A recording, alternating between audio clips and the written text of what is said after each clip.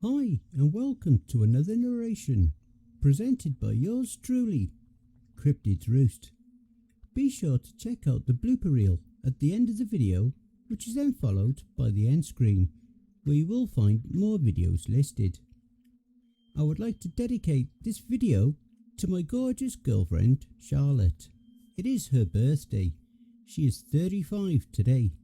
She is in the US Air Force down in Texas. Happy birthday, honey. Love you loads. And thank you for your service.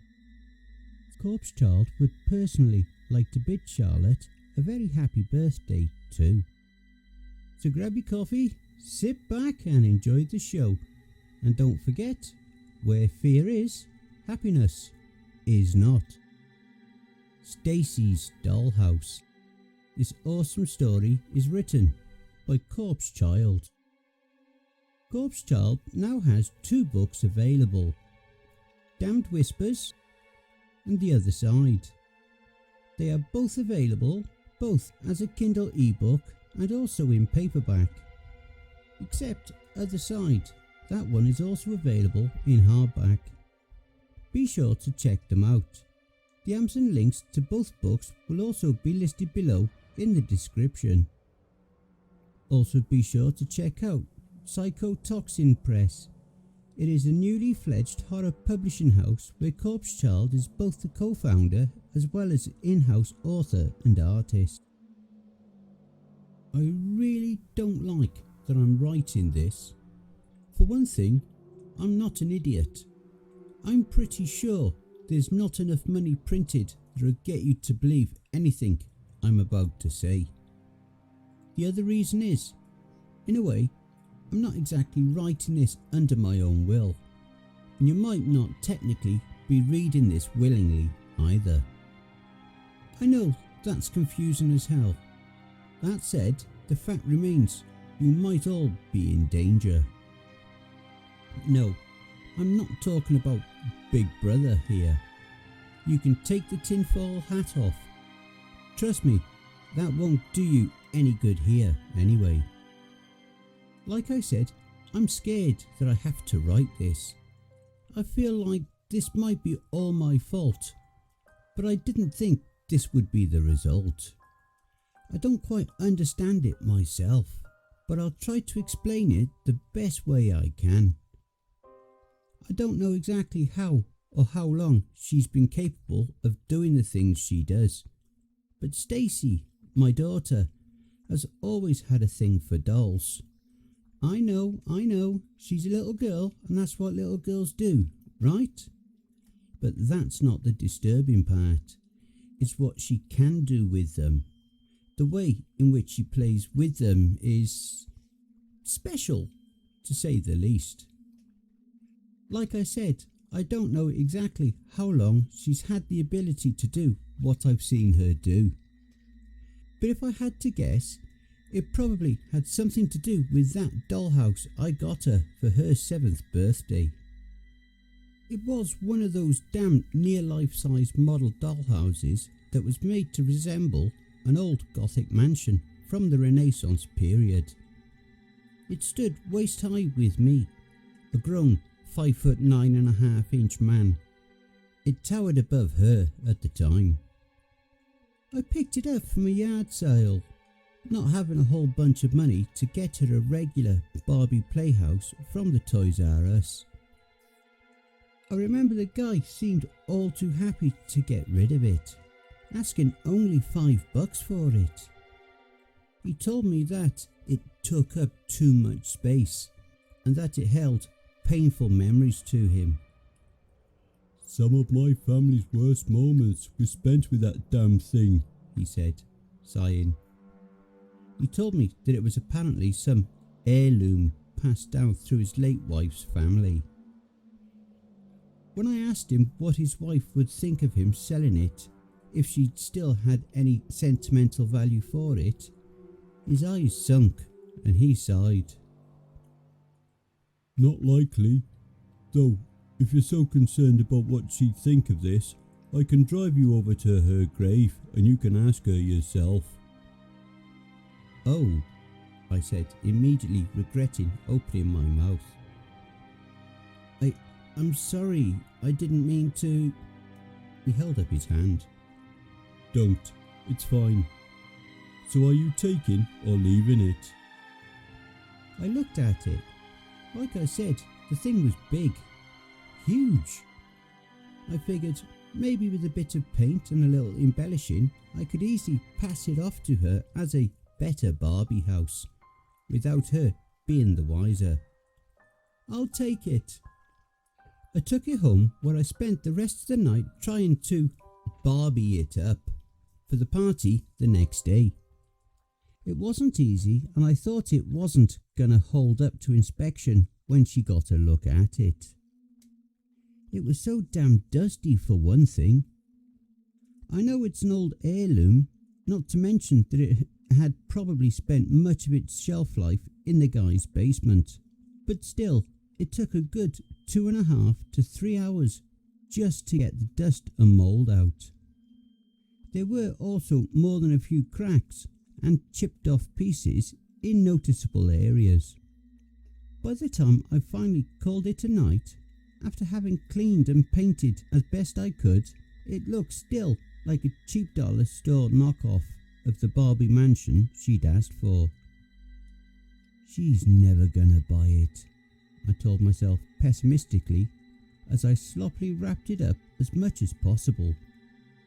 The frickin' thing was huge and tore through most of the paper before loading it up and heading to the party.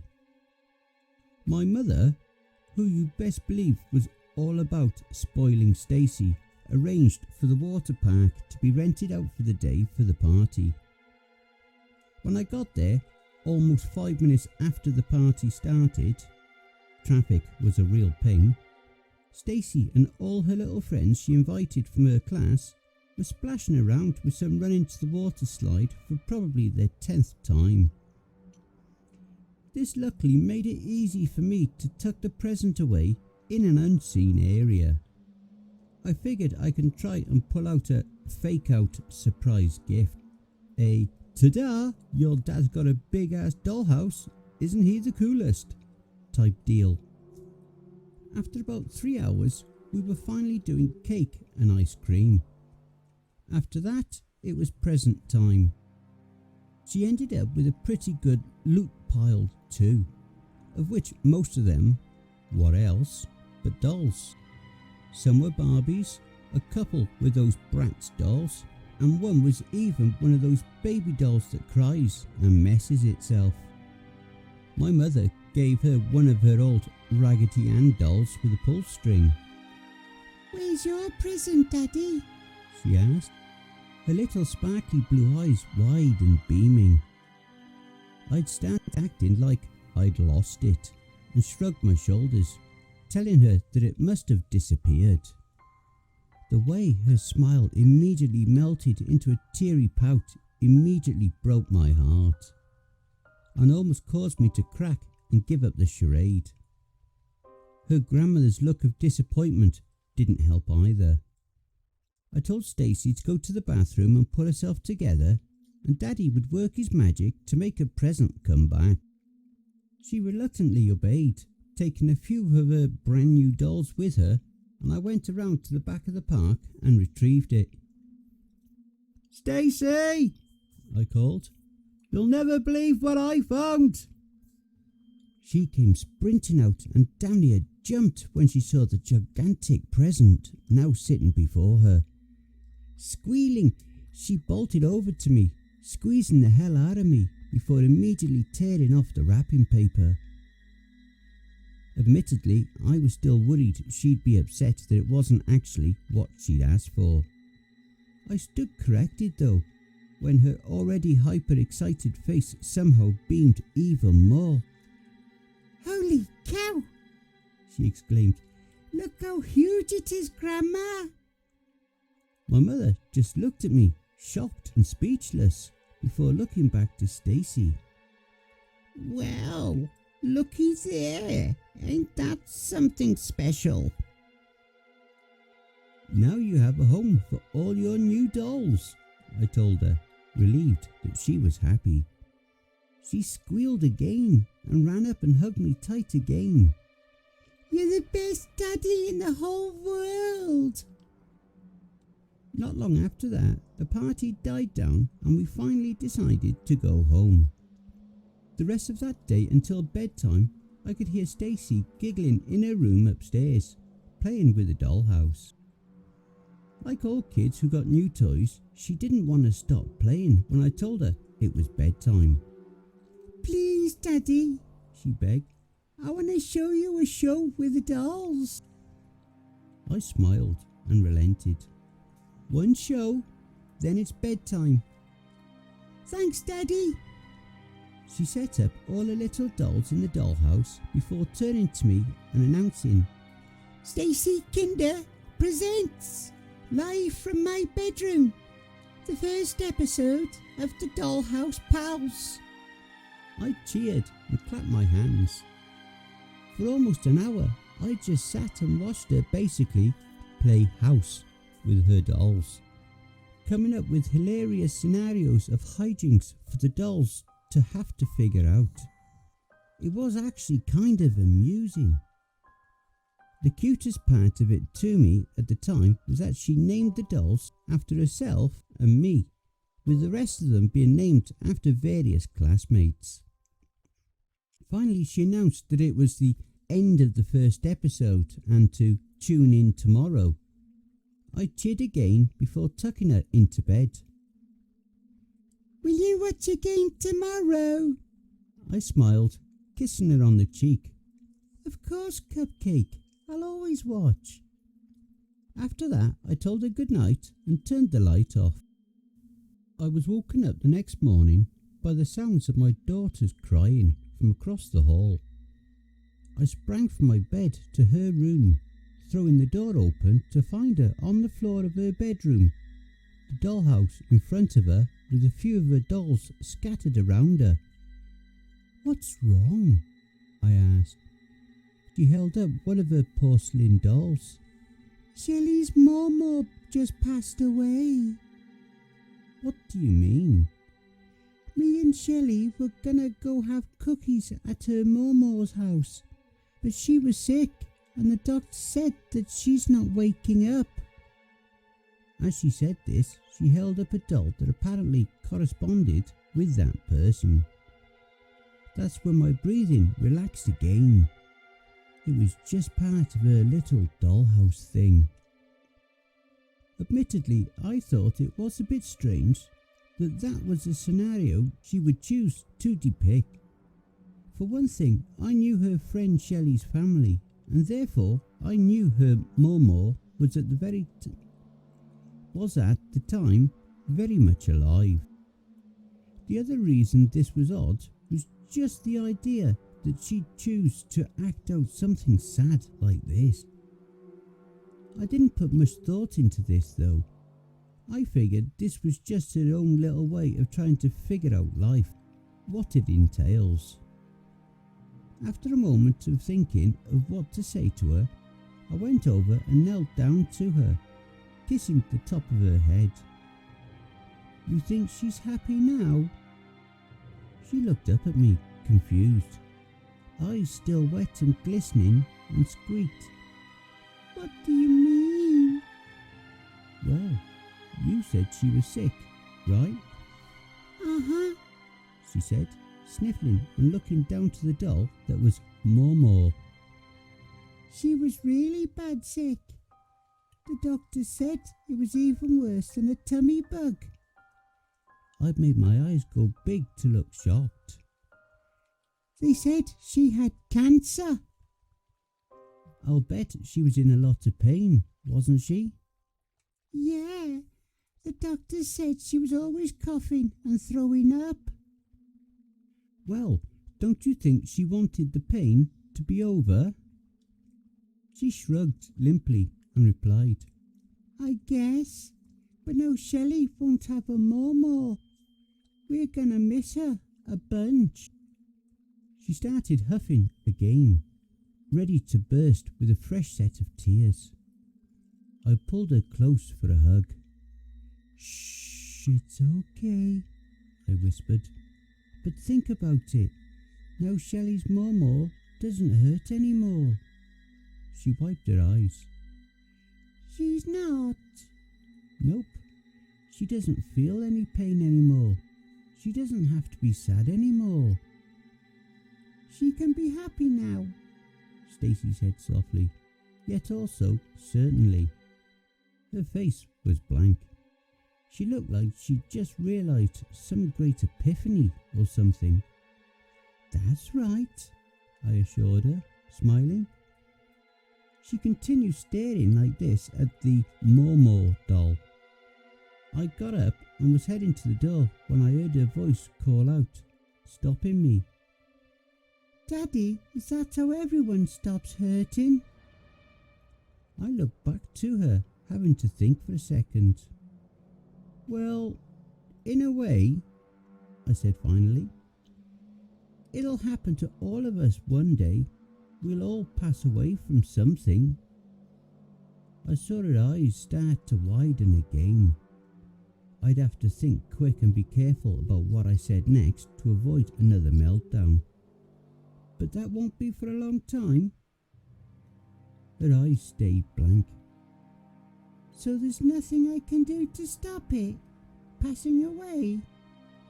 I shook my head. Oh.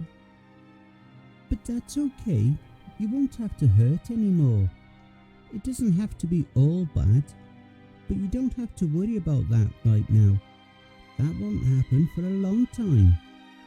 Now, how's about Daddy make some of his famous cinnamon bagels for breakfast? Her face brightened into her adorable little smile, and she said, Okay. I told her I loved her before leaving the room to head downstairs to make breakfast. When breakfast was ready, I called to her, to no answer. Stacy! This time I heard her coming down the stairs. Sorry, she said, coming to the kitchen. Shelley was still upset, so I had to calm her down. I tried telling her that Momo was happy now, like you said. I smiled, amused. And did she listen? I asked, handing her a plate. Well, she's still a little upset, but I think she'll get over it. After breakfast, I got her dress and dropped her off at school. It was while I was walking back to my car that I ran into Shelley's mom. I noticed though that something was off, like something was wrong. I said hey and asked how everything was going. That's when she told me that her mother had been rushed to the hospital late last night. Oh God, is everything okay? I don't know, she replied anxiously. She's been too weak to even get out of her bed for the past 3 days now, and she seemed to stop breathing when we found her. My heart sank when I heard this. For one thing, like I said earlier, I knew this woman. She was one of the sweetest people you could meet. The other thing though was the abrupt nature of the situation's timing.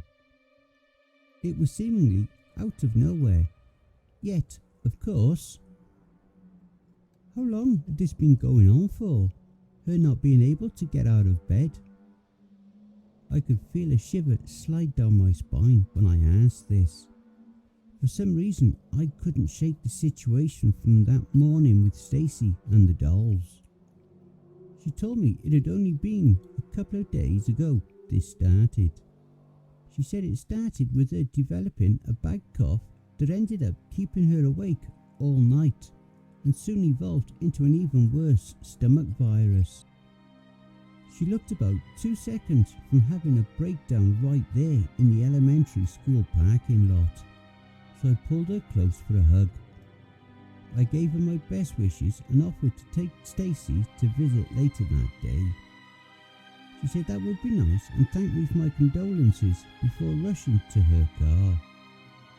As unnerving as the news was, I pushed it out of my mind as much as I could and headed to work. At around 3 o'clock, I picked Stacy up and told her about Shelley's grandmother. I expected her to be upset, but instead She seemed like nothing was wrong. It's okay, Daddy. She'll be happy soon. I frowned at this and asked her what she meant. It's just like with my dolls. She's hurting now, but soon she'll be happy. Stacy, we don't know if that'll happen just yet.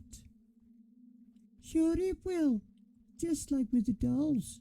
You said it won't be scary. She'll be happy. This was starting to make me nervous, so I ended the conversation and told her that we weren't going to have another word of this.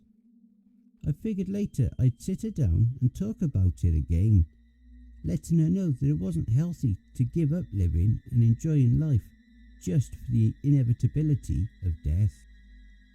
When we got to the hospital, we found little Shelley and her folks huddled in the lobby. They were hugging her close, her mother sobbing into her husband's chest. What happened? I asked, somehow already bracing for the worst. Shelley's dad spoke up, breaking the news to me that she was given the diagnosis of stage 3 stomach cancer. He said that it had metastasized beyond any point of treatment. They'd given her about 3 months, if she's lucky, he said gravely. I was in shock. How did this happen? How long had she been ill?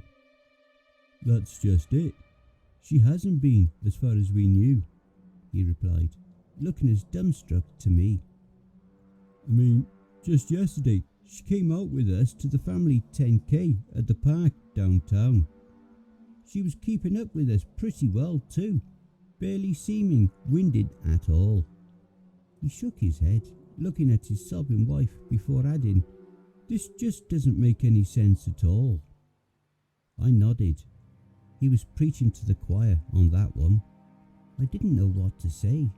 Like I said before, I myself knew Shelley's grandmother was a very active and perfectly healthy woman. How does she then all of a sudden get diagnosed with terminal cancer?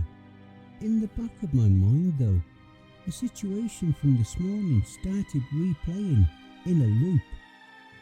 She's gonna pass away, but it'll be okay though, Stacy piped up. It won't be scary. She'll be happy. My heart started thumping more and more rapidly in my chest. What do you mean? Shelley asked pitifully from within her parents' arms. My daddy told me she'll be happy when she passes away because she won't hurt anymore. She'll be happier when she's gone. I watched Shelley's little eyes grow to the size of dinner plates, flooding over with tears. I could see her father look at me in both confusion as well as disgust, a look that said, "How dare you?" I stammered, trying to come up with something real quick before I risked ending up with a black eye. I don't know what's gotten into her.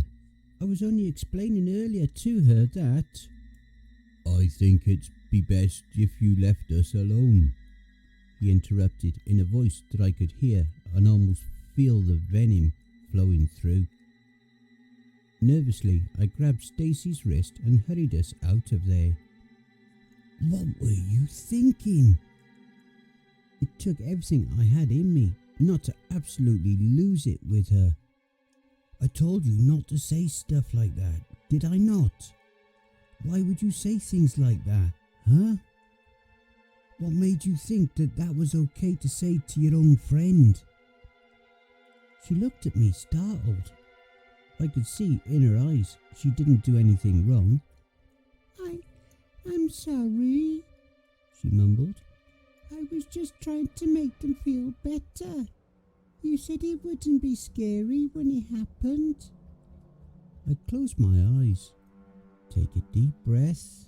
She's only a child. She didn't know any better. I know, Pumpkin, I said, sighing. But sometimes people don't need to hear that. Sometimes they need words of encouragement with stuff like this. What do you mean? Well, like telling them that we'll keep them in our thoughts, or how they're hoping for them to get better. But she won't get better, she exclaimed. I already know she's gonna pass away. This made me nervous. Why was she so insistent that she, quote unquote, knew this would happen like this? And how's that exactly? It was what happened with the dolls, remember? Shelley's mama was really sick, but she wasn't anymore when she passed away. She was better then. I sighed, frustrated. Of course, it was the dolls. All right, that's it. When we get home, the dollhouse is going to spend a few nights in Daddy's room until you learn to behave. No, she squealed. Please don't. I'm sorry. I promise I'll be good. No arguments, or it'll be thrown out. With that, I put the dollhouse in my closet, where it would stay for the next week. Of course, I'd hear more than the fair share of, "Oh, please, can I have it back? You're so mean, Daddy. I'm never talking to you again." Bullshit. You know, standard fare. Eventually, of course, she was behaved again, and things were more or less back to normal between the two of us. During that week, I ran into Shelley's father again in the Walmart. Naturally, I could still sense the tension from the other day, and I tried to be as apologetic as possible. "Hey, Robert, listen, about the other day at the hospital," I began. "It's all right," he said in a depressing tone. "I get it. Kids and their wild imaginations, right?"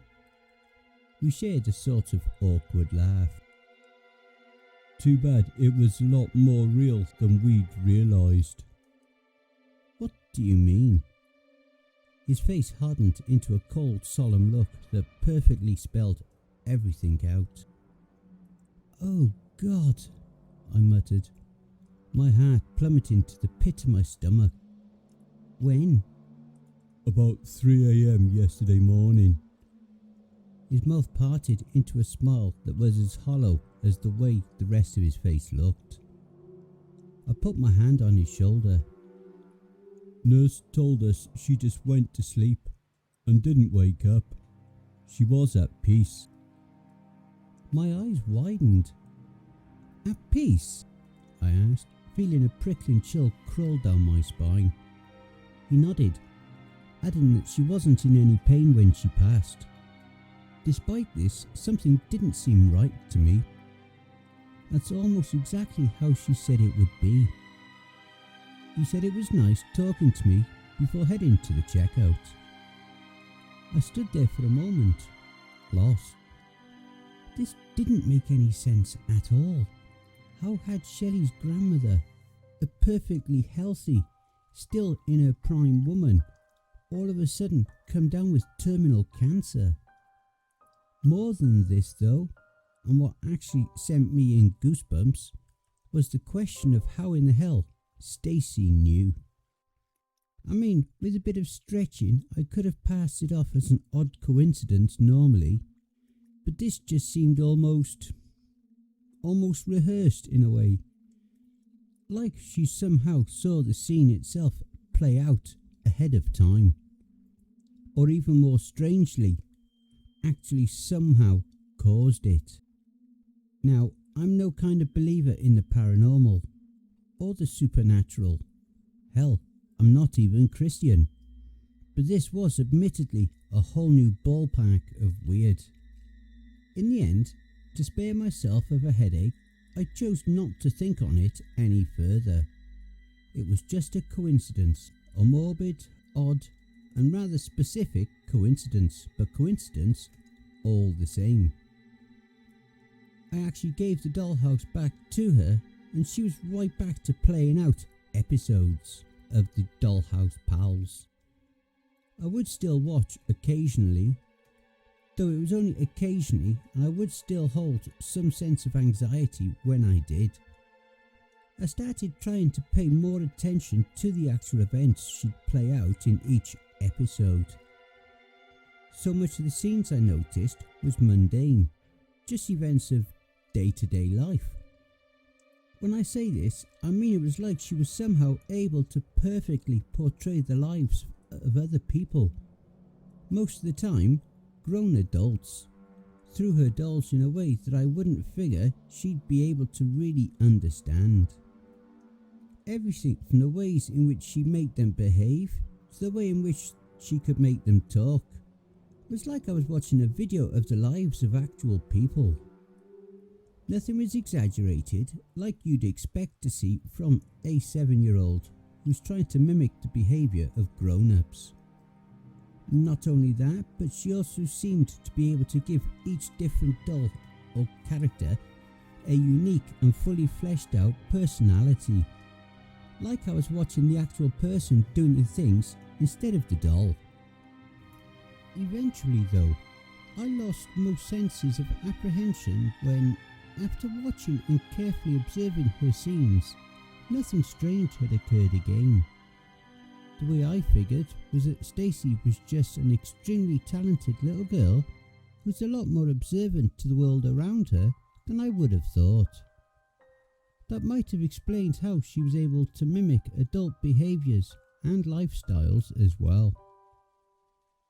I remember while watching one of her little shows depicting a man's home being condemned, asking her where Shelley was, noticing that she didn't use her anymore. Did something happen between you two?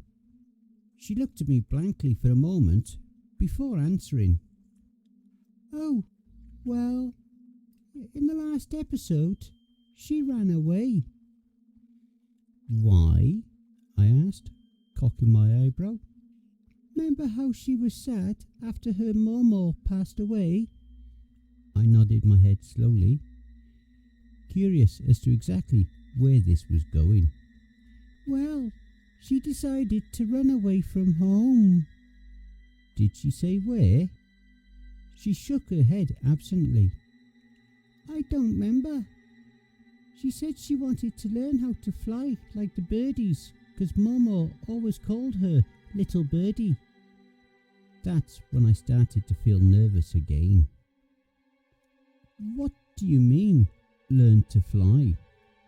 She shrugged and said she hadn't got that far yet. Stacy, I asked in a calm voice, is Shelley telling you these things? What do you mean, Daddy? Did Shelley say at school that she was going to run away? She shook her head. Are you sure? You know it's better to tell Daddy the truth now rather than trying to keep secrets, even if it's for a friend. I'm telling the truth, Daddy. I promise. Her face remained stone serious when she said this. But then again, it was the same way when she said that Shelley would be running away, not to mention Shelley's grandmother's death. I asked her when she was imagining these things. She told me she didn't really know, that it just comes to her. Again, I could tell from the way she was so adamant that she wasn't lying to me.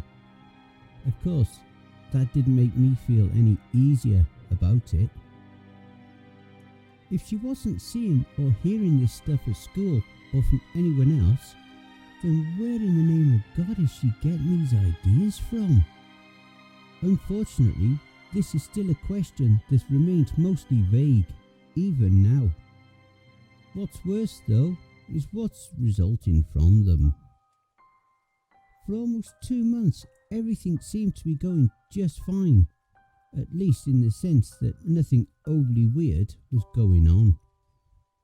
Because of this, I once again brushed off and almost forgot about the rather ominous scenes. What did worry me a bit, though, was how Stacy was always playing with the dollhouse every day, spending every free moment with it. I tried many times to subtly get her to give the dollhouse pals a break and do something, anything else, but it was no use. It was scaring me, and I was forced to put my foot down after one incident where I heard her screaming, "No, no, please don't." I was in the middle of trying to make lunch when I heard it, and I sprinted upstairs to her room, finding her in tears while holding the dollhouse for dear life. Nearing the brink of a heart attack, I asked her what was wrong. You were gonna try to set my dollhouse on fire," she squealed hysterically, holding up one of her Ken dolls. "You were gonna set the dollhouse on fire while I was sleeping, and I had to stop you." I then noticed that the Ken doll had had his head pulled off. "I had to stop you, Daddy," she continues, crying frantically. "I don't want to stop you, but I couldn't let you burn the dollhouse down." That tore it. This was getting unhealthy, and I was worried she may end up developing some sort of bad, or rather, psychotic habits from this if I didn't step in now. I told her that we were going to go to the park for the day, and we were going to miss a few episodes of the Dollhouse Pals for a little while. She liked that idea about as much as a bear likes getting his foot caught in a trap, but I knew it was for her own good. At the park, I sat on the bench and let Stacy run around the jungle gym. For a while, she just slunk herself on one of the swing sets, still trying to silently protest being there instead of with the dollhouse. Eventually though, she finally decided to repeatedly climb up to one of the tube slides and slide down. This went on for what must have been 3 or 4 hours, and I eventually felt myself starting to nod off. I came to again when I heard the sound of sirens not too far off in the distance. This was followed by the playground area being swarmed with police officers. Before I was even fully aware again, the place was crawling with them. I saw them looking in and all around the jungle gym. What the hell? "Excuse me, officer," I said, running over to the playground to grab Stacy. "What's going on?" "A little girl from the neighbourhood went missing a few hours ago," he replied. I nervously asked if they knew who it was, and if they knew where she'd last been seen. He pulled a small piece of paper from his pocket. My heart stopped dead when he unfolded it and showed it to me. It was Shelley. "You know her?" he asked, noticing the horror on my face. Yeah. She's one of the kids in my daughter's elementary school class." "When's the last time you saw her?" I told him that I hadn't personally seen her since her grandmother went into the hospital 2 months ago. I called Stacy over and asked her if she'd seen Shelley at school that day.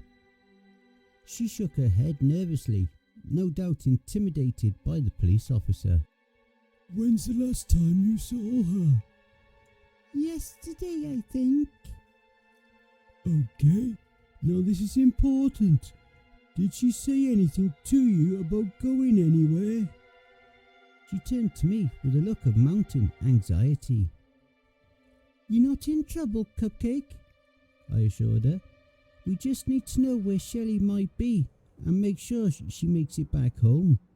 "But she won't, Daddy. Remember? She's gonna learn to fly like the birdies." The officer and I exchanged confused glances at each other. "Stacy, this isn't the time for games. Shelley is missing, possibly hurt, and we need your help to find her. Don't you want Shelley to be okay?" Her face remained as serious as ever. "But Daddy, I'm not lying," she exclaimed.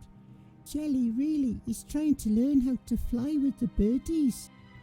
"Where is she learning to fly?" the officer chimed in.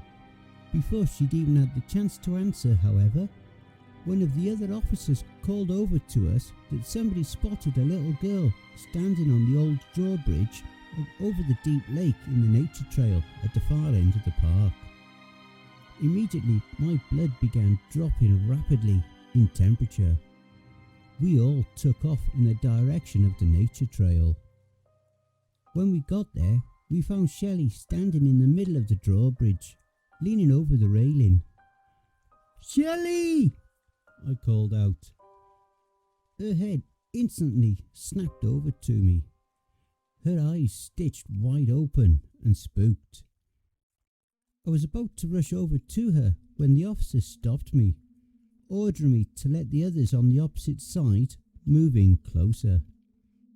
I turned back to see Shelley attempt to take off in the other direction, stopping abruptly when she must have seen one of the officers on the other side.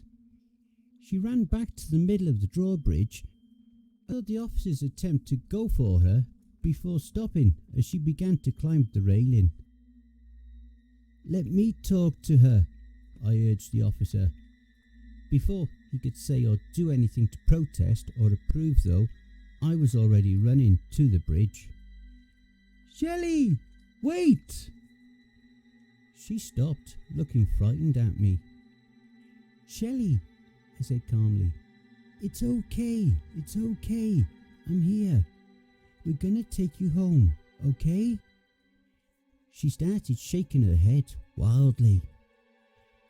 "I don't want to go home. I want to fly like a bird so I can go bring Momo back from heaven." For a moment, I was speechless. Half of me was too lost in a torrent of sheer panic to even begin trying to form coherent thoughts. Far less know what the hell to say to her to talk her off of the railing. Then, of course, in the back of my head, I was being assaulted with an almost supernatural sense of déjà vu. Like somehow this was predicted. "I know you miss your grandma, but what about your mom and dad? If you fly away, won't they miss you too? You won't be able to see them if you fly away." She stopped and looked down at the rushing current below. Seeming to actually think on this, I slowly stepped closer to her, readying myself to grab her the second I was close enough. "I know they'll miss me, but I want to be with my Momo. I want to fly with her." She held out her arms to her sides. "I even have feathers. See?" Sure enough, she had a bunch of feathers taped to her arms, like they were wings. "Now I can fly like a little birdie, like Grandma always told me." I was only about 2.5 to 3 feet away from grabbing distance when she fell backwards off of the railing. I leapt the rest of the way to try and grab her, but it was too late. She was gone. I looked over the railing, seeing only the rushing current. I felt dizzy and I ended up puking right there over the railing before ultimately fainting. I came to when one of the officers shook me awake. "You alright, sir?" Yeah, I answered groggily. "Where's Shelley?" My head must have still been swimming because I at first couldn't remember what had just happened. "She flew away, Daddy," Stacy piped up. That's when it all came back to me in one giant avalanche. Out of reflex, I threw myself to the railing and looked over. Nothing, only the current. The officer told me that the others were dragging the river for her body before asking if me and Stacy would come to the station for questioning. Hesitantly, I obliged, and they drove us to the station where they questioned me and Stacy in the interrogation room. Figuring there was no chance of charges being put on me, I didn't do a damn thing wrong. I was trying to save her. I didn't bother with bringing a lawyer in first. They asked first for a summary of what happened for the records, interjecting at certain points to ask for clarification. I just stuck with the facts as I saw them. Shelley was about to jump. I tried to talk her down from the railing. and when I went to grab her down, I was too late and she fell off of the railing. Up to this point, Stacy was silent. That's not what happened, Daddy, she said suddenly, startling me a bit. She didn't jump. She flew like a birdie. What do you mean? The officer asked. My heart was racing now. I was hoping Stacy wouldn't have to get involved. She told him that Shelley had run away and was going to learn to fly up to heaven to see her Mormor. And how did you know this, young lady? Is this what Shelley told you? Uh-huh, she said, shaking her head. It's what happened in the episode of the Dollhouse Pals. The officer exchanged a confused glance to me before turning again to Stacy and asking what the Dollhouse Pals was. It's a game she plays with her dolls, I nervously blurted. She doesn't understand what she's saying. How did you know that Shelley was going to run away? Because it's what she did in the episode. She was really sad when her Mormor passed away. She was sick and hurting bad, but she's not anymore. She turned to me for a second before continuing. So Shelley ran away to learn how to fly. And you said all this happened in your little game? In the Dollhouse Pals? The officer asked, completely confused now, just like me. Stacy slowly nodded her head. He then clicked off the recorder and said that he'd like to speak to me in private, off the record. I told Stacy to wait in the hallway. Listen, I pleaded. I know how ludicrous this sounds, but she's only a kid.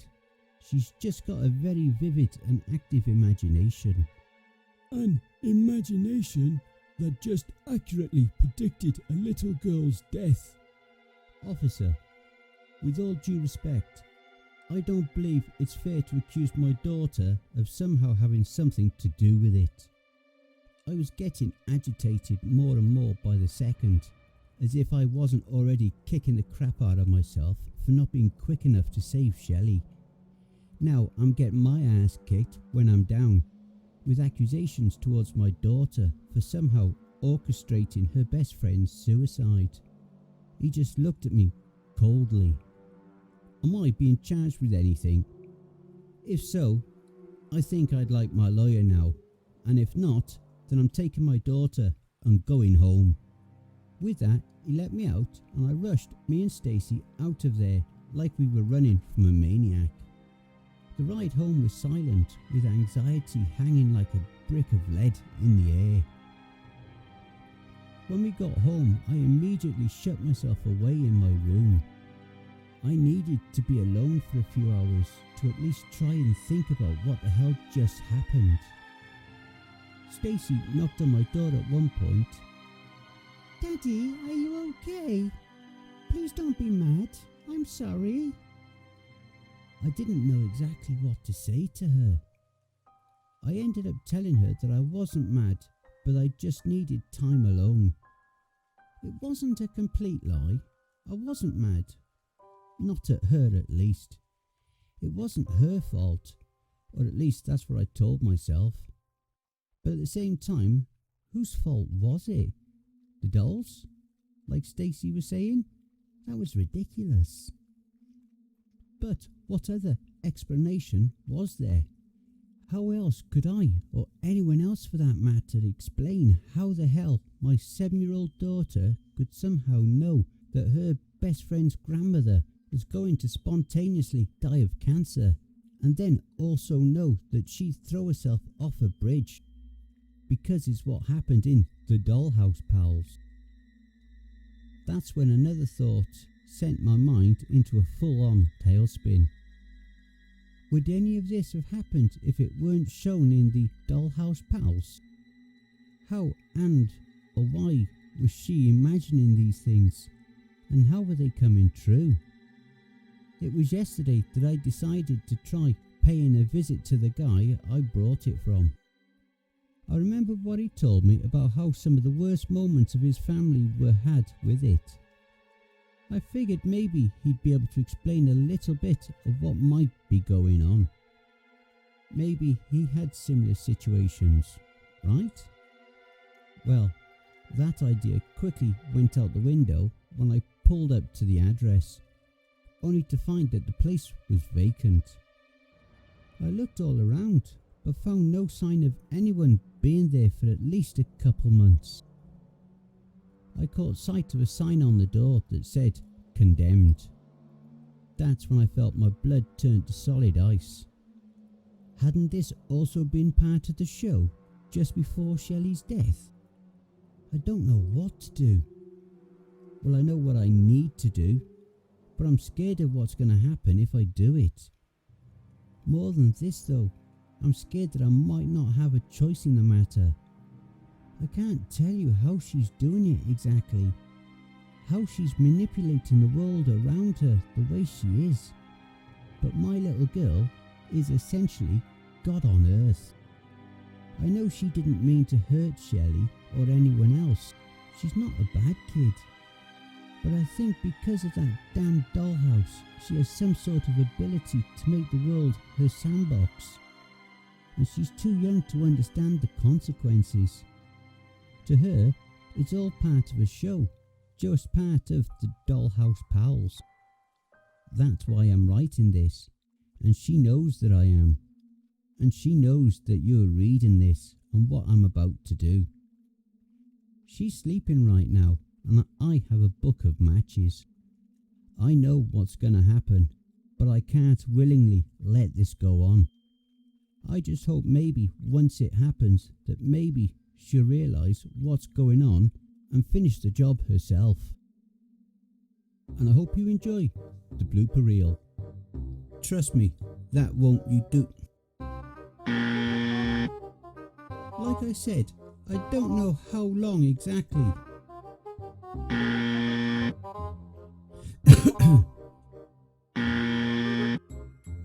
I took it home. By the time I finally called it a night, after having cleaned and painted as best as I could, it looked like a...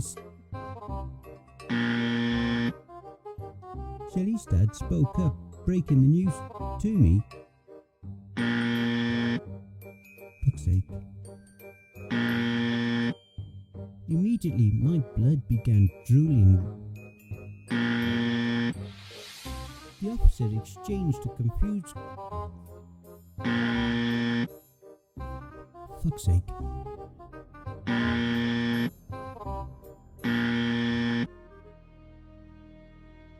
Hey family, please be so kind as to punch the like button and smack the ass of the subscription button as well.